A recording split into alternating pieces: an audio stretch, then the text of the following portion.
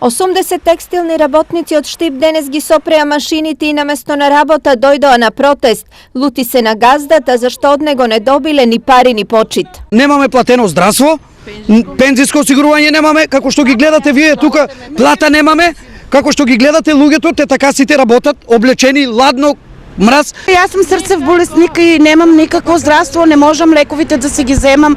3 месеца сме препатени, а плюс бронхит фанаме од ладно. Со нашиот труд, со нашата работа да бидеме зафркнати и псувани. Фабриката е собственост на инвеститор од Турција, а во Штип работи одва 1,5 година, а се занимава со шиење на така наречена тешка конфекција.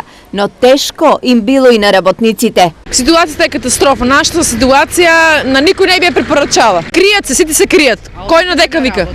На работа одеме до последниот ден, одеме на работа, неки да ни исплатат. Работниците се категорични дека заработеното мора да им биде и платено. Ние си ги тражиме парите, имаме 2 плати за зимање, К15 имаме за зимање, здравството да ни го плате и пензиското осигурување да ни го плате. Во фабриката работат околу 80 работници, од кои најголем дел се единствените вработени во семејствата.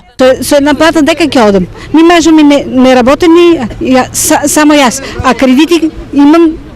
Што да правиме? На 59 години кој ќе те прима денеска на работа? Никој не те прима.